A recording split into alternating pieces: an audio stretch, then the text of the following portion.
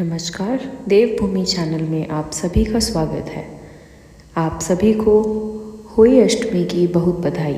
आज हम सुनेंगे होली अष्टमी की व्रत कथा। एक साहूकार था जिसके 7 बेटे थे, 7 बहुएं तथा एक बेटी थी।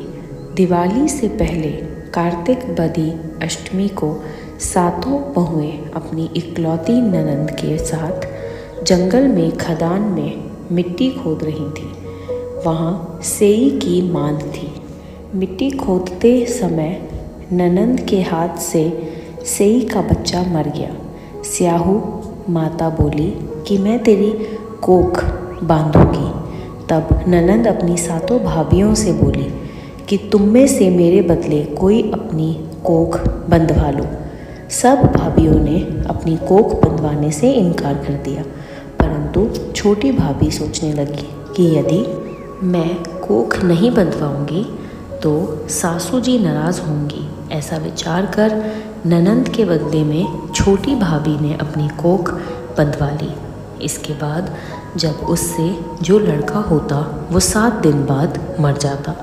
एक दिन उसने पंडित जी को बुलाकर पूछा, मेरी संतान 7वें दिन क्यों मर जाती है? तब पंडित ने कहा कि तुम सुरही गाय की पूजा करो। सुरही गाय स्याहू माता की सहेली है। वह तेरी कोख छोड़े तब तेरा बच्चा जिएगा। इसके बाद से वह बहू प्रातःकाल उठकर चुपचाप सुरही गाय के नीचे सफाई आदि कर जाती। गौ माता बोली कि आजकल कौन मेरी सेवा कर रहा है, सो आज देखूंगी। गौ माता खूब तड़के उठी। क्या देखती है कि एक साहूकार के बेटे की बहू उसके नीचे सफाई आदि कर रही है। गौ माता उससे बोली, मैं तेरी सेवा से प्रसन्न हूँ, इच्छा अनुसार जो चाहे मांग लो। तब साहूकार की बहू बोली कि स्याऊ माता तुम्हारी सहेली है और उसने मेरी कोख बांध रखी है, सो मेरी कोख खुलवा दो। गौ माता ने कहा, अच्छा। अब तो गौ माता समुद्र पार अपनी सहेली के पास उसको लेकर चली। रास्ते में कड़ी धूप थी, सो वह दोनों एक पेड़ के नीचे बैठ गईं। थोड़ी देर में एक सांप आया और उसी पेड़ पर गरुड़ पक्षी का बच्चा था।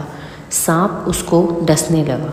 तब साहूकार की बहू ने सांप मारकर ढाल के नीचे दबा दिया और बच्चों को बचा लिया।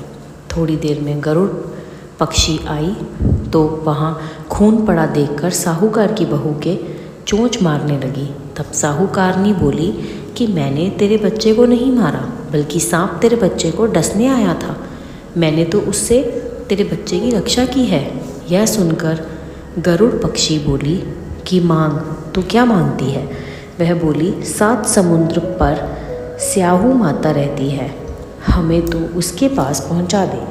तब गरुड़ पक्षी ने दोनों को अपनी पीठ पर बिठाकर स्याऊ माता के पास पहुंचा दिया। स्याऊ माता उन्हें देखकर बोली कि आ बहन, बहुत दिनों में आई। फिर कहने लगी कि बहन, मेरे सिर में जूं पड़ गई है। तब सुरही के कहने पर साहूकार की बहू ने सलाई से उनकी जुएं निकाल दी। इस पर स्याऊ माता प्रसन्न हो बोली कि तूने मेरे सिर में बहुत सलाई डाली है, इसलिए तेरे 7 बेटे और बहू होंगी। वह बोली, मेरे तो एक भी बेटा नहीं, 7 बेटे कहाँ से होंगे? स्याऊ माता बोली, वचन दिया, वचन से फिरूं तो धोबी के कुंड पर कंकरी हों। जब साहूकार की बहू बोली, मेरी कोख तो तुम्हारे पास बंद पड़ी है। यह सुन स्याऊ माता बोली कि तूने मुझे बहुत ठग लिया। मैं तेरी कोख खोलती तो नहीं, परंतु अब खोलनी पड़ेगी। जा, तेरे घर तुझे 7 बेटे और 7 बहुएं मिलेंगी। तू जाकर उजमन करियो, 7 अहोई बनाकर 7 कढ़ाई करियो। वह लौटकर घर आई तो वहाँ देखा 7 बेटे 7 बहुएं बैठे हैं। वह खुश हो गई। उसने 7 अहोई बनाई, 7 उजमन किए तथा 7 कढ़ाई की। रात्रि के समय जेठानियाँ आपस में कहने लगी कि जल्दी जल्दी नहाकर पूजा कर लो। कहीं छोटी बच्चों को याद करके रोने लगे। थोड़ी देर में उन्होंने अपने बच्चों से कहा, अपनी चाची के घर जाकर देखाओ कि आज वह अभी तक रोई क्यों नहीं। बच्चों ने जाकर कहा कि चाची तो कुछ मान रही है, खूब उजमन हो रहा है। यह सुनते ही जेठानियाँ दौड़ी दौड़ी उसके घर आईं और जाकर कहने लगी कि तूने कोख कैसे छुड़ाई। वह बोली, तुमने तो कोख बंधाई नहीं, सो मैंने कोख बंधा ली थी। कृपा करके मेरी कोख खोल दी है। स्याऊ माता ने जिस प्रकार उस साहूकार की बहू की कोख खोली, उसी प्रकार हमारी भी खोलिए। कहने वाले तथा सुनने वाले की तथा सब परिवार की कोख खोलिए। बोलिए होई माता की जय।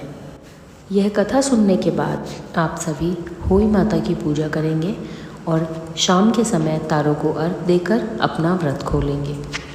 और अधिक जानकारी के लिए आप हमारे संबंधित वीडियो देवभूमि चैनल पर देख सकते हैं।